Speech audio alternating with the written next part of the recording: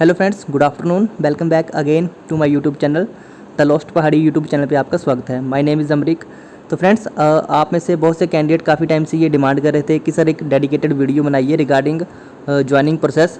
तो आज की इस वीडियो में हम जो है पीएन ऑर्डरली चौकीदार को हम फोकस करेंगे और इसके ऊपर ये डेडिकेटेड वीडियो है कि इनका जो है फाइनल रिजल्ट अभी आ चुका है, डिस्ट्रिक्ट भी अलॉटमेंट हो चुकी है, तो कब तक इनकी ज्वाइनिंग हो सकती है और ज्वाइनिंग लेटर कब तक आएंगे। सेकंड पॉइंट की पीएन ऑर्डरली चौकीदार का इनका वर्क नेचर कैसा होता है और इनकी क्लास 4 से प्रमोशन क्लास 3 में प्रमोशन के कितने सालों बाद प्रमोशन होती है, रेगुलर में कितनी सैलरी मिलती है और रेगुलर के क्या क्या बेनिफिट्स हैं, कॉन्ट्रैक्ट में कितनी सैलरी मिलती है और जो अभी कॉन्ट्रैक्ट का रिजल्ट आना है वो कब तक आ सकता है। साथ में डिस्ट्रिक्ट अलॉटमेंट के बाद आपको ज्वाइनिंग कहाँ करनी है, ज्वाइनिंग के टाइम पे आपको कौन कौन से डॉक्यूमेंट चाहिए, तो इस वीडियो में हम सब कुछ वो डिस्कस करेंगे। तो चलिए वीडियो स्टार्ट करते हैं। तो जैसा कि आप सभी को पता है कि जो भी कैंडिडेट जिन्होंने पीएन ऑर्डरली चौकीदार का फॉर्म भरा था उनका जो फाइनल रिजल्ट आ चुका है और फाइनल रिवाइज रिजल्ट आया है, क्योंकि कुछ पोस्टें जो एंटिसिपेटेड जो ऑलरेडी फिल थी, तो लगभग 14 के पोस्टें जो है फिल थी, इसलिए उस रिज़ल्ट को दोबारा रिवाइज़ किया गया है। तो और साथ में डिस्ट्रिक्ट की अलॉटमेंट भी कर दी गई कि किस कैंडिडेट को कौन कौन सी डिस्ट्रिक्ट मिलेगी। तो सबसे पहला पॉइंट कैंडिडेट्स का ये है कि हमारा ज्वाइनिंग लेटर अब कब तक आएगा। डिस्ट्रिक्ट अलॉटमेंट हो चुकी है, तो देखिए हाई कोर्ट से जो है फाइल अभी डिस्ट्रिक्ट कंसर्न डिस्ट्रिक्ट कोर्ट्स में गई होगी और वहाँ से इस प्रोसेस में और जो है आपको ज्वाइनिंग लेटर जो है वो कंसर्न डिस्ट्रिक्ट ही भेजती है। तो अभी जो है 15 से 20 दिन आपको इसमें लग सकते हैं, यानी 15 से 20 दिनों में कॉल लेटर जो है आप तक पहुँच जाएगा। ठीक है, और ये जो है कॉल लेटर बाय डाक आएगा। तो जो भी कैंडिडेट सेलेक्ट हुए हैं उन्होंने क्या एक काम करना है कि आपके जो पोस्ट ऑफिस होता है जो, ठीक है, जो पोस्टमैन है जो आपका, उसको आपने बता रखना है कि मेरा ऐसे ऐसे पोस्ट ज्वाइनिंग लेटर आएगा और आप उसको जो है सेफली मेरे हैंड में आप डिलीवर कर दें। आप चाहे अपना फ़ोन नंबर दे करके आ सकते हैं उसको, क्योंकि कई बार ऐसा होता है कि गांव में एक ही नाम के कई और भी बच्चे भी होते हैं, इसलिए तो डाक मिसप्लेस हो जाती है और ये काफ़ी इंपॉर्टेंट है। तो इसलिए आपने खुद ही जा करके अभी आपने अपने इन्फॉर्म कर देना अपने पोस्ट ऑफिस को, पोस्टमैन को, जो भी आपका डाक खाना है, जो भी घर के पास, कि मेरा ऐसे ऐसे एक लेटर आएगा इंपॉर्टेंट ज्वाइनिंग लेटर, उसने आपको मेरे को देना है। तो इसमें आपका प्रोसेस में लग सकते हैं 15 से 20 दिन के आसपास लग सकते हैं, क्योंकि अभी कुछ डिवीज़न में समर वेकेशन भी चली हुई है, तो हो सकता है वहाँ पे थोड़ा लेट हो जाए, लेकिन 15 से 20 दिन में आपके पास जो ज्वाइनिंग लेटर पहुँच जाएंगे। और जैसे ही आपको ज्वाइनिंग लेटर मिलता है उसमें 7 दिन का टाइम होता है, विदिन 7 डेज़ आपको ज्वाइन करना होता है। अब किन कैंडिडेट्स को ज्वाइन करना है, देखिए सबसे पहले मैं ये एक बात क्लियर कर दूं कि जो कैंडिडेट जो है इन पोस्ट के ऊपर क्लास 4 के ऊपर अब ज्वाइन नहीं करना चाहते हैं क्लास 4 में, ठीक है, पीएन ऑर्डरली, या उनका मन नहीं है, तो वो प्लीज़ ज्वाइन करके ना छोड़ें। अगर वो छोड़ना चाहते हैं तो पहले ही छोड़ दें, ताकि किसी और कैंडिडेट्स को नेक्स्ट को मौका मिल जाए, वो इसमें ज्वाइन कर सके। हाँ, अगर किसी कैंडिडेट का कोई एग्ज़ाम क्लियर हुआ है और वो उस रिज़ल्ट का वेट कर रहा है, तो एक प्रोसेस होता है परमिशन, आपको परमिशन मिल जाती है। आप जो है परमिशन ले सकते हैं कि मेरा मैंने और टेस्ट दिया है। जैसे मान लो कि किसी का प्रोसेस सर्वर का एग्ज़ाम भी क्लियर हुआ है, हो सकता है, या फिर हो सकता है कोई जिसका क्लर्क का एग्ज़ाम भी क्लियर हुआ और रिजल्ट का वेट कर रहा हो, तो आपने जहाँ भी आपकी ज्वाइनिंग होगी जिस भी डिस्ट्रिक्ट में, आपने वहाँ पे एक रिटर्न में एप्लीकेशन देनी है कि मेरा इस एग्ज़ाम का रिज़ल्ट आने वाला है और मुझे परमिशन दे दीजिए। तो आपको जो है 60 दिन की परमिशन मिल जाती है। 30 से लेके 16 तक आप परमिशन मिल सकती है। आप बाद में भी ज्वाइन कर सकते हो, इसका कोई इफेक्ट नहीं पड़ता आपकी ज्वाइनिंग के ऊपर या आपकी सीनियरिटी के ऊपर। तो अगर कोई कैंडिडेट जिसका प्रोसेस सर्वर का एग्ज़ाम भी क्लियर हुआ है या फिर जिसका क्लर्क का भी हुआ है और उसको लगता है कि मेरा हो जाएगा, तो वो वहाँ पे ज्वाइन करने से पहले परमिशन ले ले, ज्वाइन ना करें, ताकि पोस्ट वो ख़राब ना हो। तो ये एक मैं रिक्वेस्ट भी कह सकता हूँ। आप बहुत से कैंडिडेट्स ऐसे हो सकते हैं जिनका मल्टीपल एग्ज़ाम क्लियर हुए या किसी और एग्ज़ाम का वेट कर रहे होंगे, तो वो परमिशन ले लें। लेटर, एक परमिशन लेटर वहाँ पे एप्लीकेशन लिखनी पड़ती है, सिंपल, वो आपको परमिशन मिल जाती है। आपको महीना 2 महीने की आपको परमिशन मिल जाती है कि मैं लेट ज्वाइनिंग करना चाहता हूँ, ठीक है। और अगर कोई नहीं करना चाहता है, क्योंकि वर्क नेचर में अभी आपको बता देता हूँ, अगर कोई ज्वाइन नहीं करना चाहता इस पोस्ट पे, तो वो सिंपली ज्वाइन ना करें। अब सेकंड पॉइंट कि आपको कहाँ ज्वाइन करना है। तो जैसे आपको जो भी डिस्ट्रिक्ट हेडक्वार्टर मिला है, जिसको जो जो डिस्ट्रिक्ट मिली है, आपने अपने डिस्ट्रिक्ट हेडक्वार्टर में जाना है। आपकी ज्वाइनिंग जो आपके डिस्ट्रिक्ट हेडक्वार्टर में होगी, ठीक है। तो डिस्ट्रिक्ट हेडक्वार्टर में आपने जाना है और वहाँ पे आपकी ज्वाइनिंग होगी। लेकिन ज़रूरी नहीं कि आपको वही डिस्ट्रिक्ट हेडक्वार्टर मिले। जैसे मान लो कि अगर किसी को शिमला डिस्ट्रिक्ट मिली है, तो ज़रूरी नहीं कि वो शिमला सिटी में ही रहेगा, क्योंकि शिमला में और जगह भी कोर्ट है, रोहड़ू में भी कोर्ट है, ठियोग में कोर्ट है, रामपुर में कोर्ट है। तो हो सकता है आपको वहाँ भी भेज दिया जाए। तो डिस्ट्रिक्ट का मतलब ये नहीं कि आप डिस्ट्रिक्ट हेडक्वार्टर में रहोगे। जैसे कांगड़ा है तो कांगड़ा में 9 कोर्ट्स हैं। कांगड़ा में देहरा, ज्वाली, नूरपुर, इंदौरा, फिर आपका पालमपुर, बैजनाथ, कांगड़ा, तो यहाँ पे भी कोर्ट्स हैं। तो ज्वाइनिंग तो आपकी डिस्ट्रिक्ट हेडक्वार्टर में ही होगी, लेकिन पोस्टिंग आपकी किसी भी लोकल कोर्ट्स में भी हो सकती है। तो काफ़ी कैंडिडेट्स ये डाउट्स थे उनके कि सर यहाँ पे ज्वाइनिंग कहाँ होगी, तो ये अब मैंने आपका ज्वाइनिंग के रिगार्डिंग आपका डाउट क्लियर कर दिया। नेक्स्ट पॉइंट जो है आपका डॉक्यूमेंटेशन का, कि आपने कौन कौन से डॉक्यूमेंट्स लेकर के जाने हैं। तो मैं आपको एक पुराना ज्वाइनिंग लेटर बता देता हूँ। ये ज्वाइनिंग लेटर ही है, ये जुडिशरी का ही, डिस्ट्रिक्ट जुडिशरी का ही है। तो इसमें आपने देखो कौन कौन से डॉक्यूमेंट्स लेकर के जाने हैं।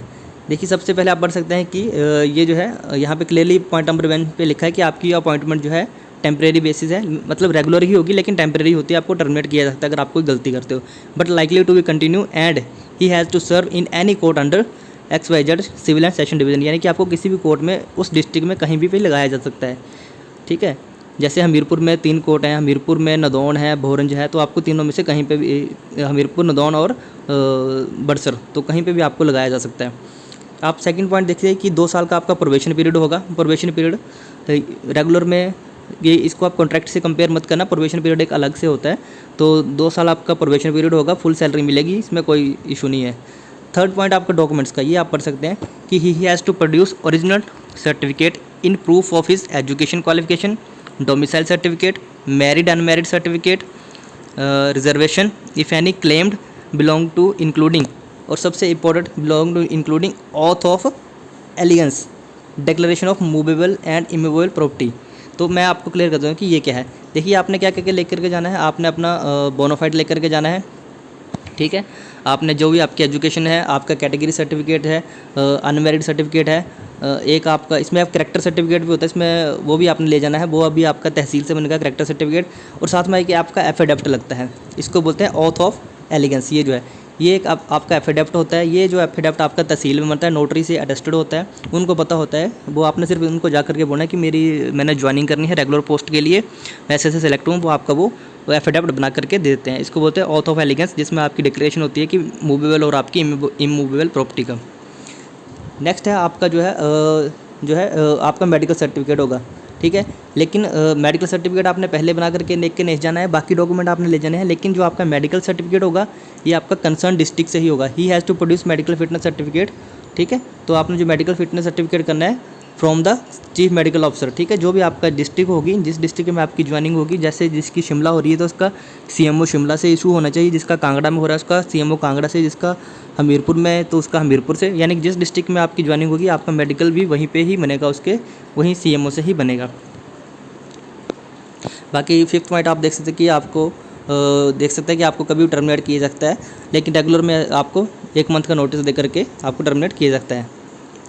फिर ये तो आपके हो गए डॉक्यूमेंट्स। ठीक है, तो डॉक्यूमेंट्स के रिगार्डिंग आपके सारे डाउट्स क्लियर हो चुके होंगे कि आपने कौन कौन से डॉक्यूमेंट्स लेकर के जाने हैं। अब बात हम करते हैं वर्क नेचर की और सैलरी की बात करेंगे। तो सबसे पहले हम वर्क नेचर की बात करते हैं, PN की। तो PN का जो वर्क नेचर है, देखिए रेगुलर पोस्ट में PN जो है लेवल 1 पे जो इनकी सैलरी फिक्स होती है, और मैं भी आपको आगे बताऊंगा कि टोटल कितनी सैलरी आपको इन हैंड बनेगी। और साथ में PN का जो वर्क नेचर होता है वो फाइल वर्क होता है, जैसे ऑफिस में जो भी है फाइल्स को यहाँ से वहाँ लेकर के जाना, कोर्ट का काम देखना, ठीक है, साइन करवाने, कोई डाक लेकर के जानी है एक, जैसे क्योंकि ऑफिस की डाक जो है, जैसे एक ऑफिस से दूसरे ऑफिस को डाक पहुंचानी है, उसकी रिसीविंग लेनी है। ठीक है, तो ये सारा डायरी डिस्पैच भी करनी है, तो सारा ये PN का काम होता है। ठीक है,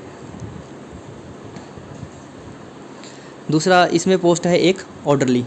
ऑर्डरली की पोस्ट में काफ़ी कैंडिडेट्स को कन्फ्यूजन थी। देखिए ऑर्डरली क्या होता है, जैसे आपने सुना कोर्ट में जो है आवाज़ें लगाते हैं, जैसे तो बेसिकली जो ऑर्डरली का वर्क होता है, जैसे आपने जो कोर्ट में जब केस लगते हैं तो जो भी फाइल जज साहब उठा रहे हैं वो फाइल का टाइटल बोलते हैं, तो वहाँ पे जो है ऑर्डरली जो इसकी आवाज़ लगाता है। साथ में जो कोर्ट की जो वर्किंग होती है वो ऑर्डरली ही देखता है।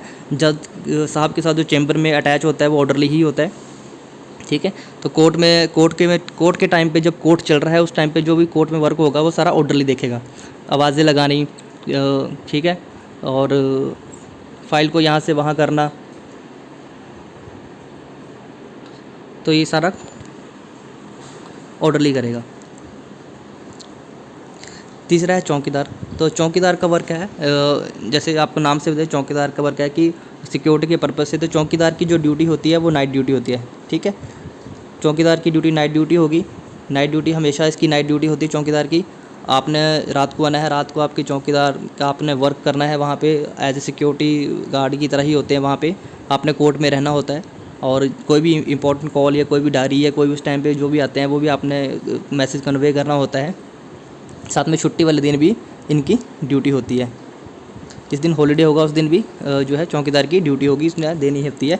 हाँ, अगर छुट्टी वाले दिन चौकीदार कोई ड्यूटी देता है उसको उसकी कंपलसरी लीव मिल जाती है। अब बात हम करते हैं सैलरी की। सबसे पहले हम बात करते हैं रेगुलर की, कि रेगुलर के टाइम पे आपको कितनी सैलरी मिलेगी। देखिए, पीएन ऑर्डरली चौकीदार या जो भी क्लास 4 है ये सारे एक ही लेवल में आते हैं, लेवल 1 में। तो जो लेवल 1 में जो बेसिक सैलरी है जो है वो है आपकी 18,000, यानी कि मिनिमम बेसिक सैलरी जो आपकी 18,000 है। उसके ऊपर आपका जो है डीए लगता है। एट प्रेजेंट हिमाचल प्रदेश में जो डीए का रेट है वो 34% चलो है। तो 18,000 का 34% आपका हो 6,120 रुपये। साथ में फिर उसके बाद आपको अदर अलाउंसेस भी मिलते हैं, जैसे HRA, CA, TA, ठीक है, compensatory allowance, house rent allowance, travelling allowance, ये मिला करके आपका 600 के आसपास हो जाता है। अलग अलग डिस्ट्रिक्ट में अलग अलग है। डिस्ट्रिक्ट हेडक्वार्टर में तो वहाँ पे अलग लगभग 600 से 700 रुपये, 500-600 रुपये आपके पास इतना ये होता है। तो ये आपके अलाउंसेज है।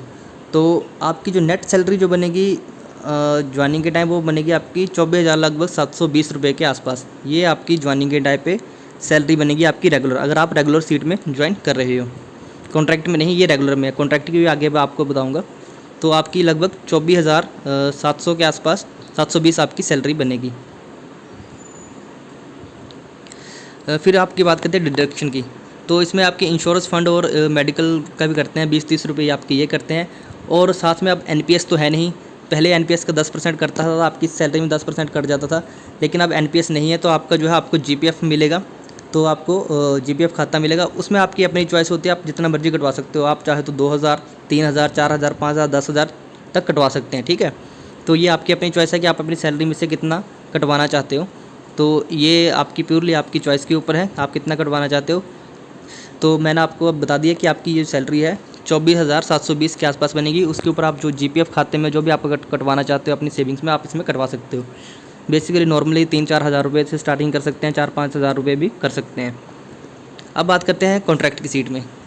तो उस कॉन्ट्रैक्ट के टाइम में आपको कितनी सैलरी मिलेगी। देखिए, कॉन्ट्रैक्ट में जो अभी जो फार्मूला है अभी वो ये चल रहा है कि 60% ऑफ बेसिक सैलरी, यानी कि जो आपकी बेसिक सैलरी है उसका आपको 60% मिलता है।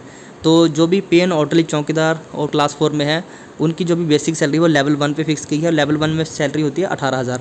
तो इस हिसाब से 60% जो है 18,000 का हो 10,800। इसमें अलाइनी अलाउंस कोई भी अलाउंसेस आपको नहीं मिलता है कॉन्ट्रैक्ट में। तो आपकी नेट सैलरी सिर्फ 10,800 ही होगी, यानी कि कॉन्ट्रैक्ट में आपको सिर्फ 10,800 रुपये ही आपको सैलरी के रूप में मिलेंगे।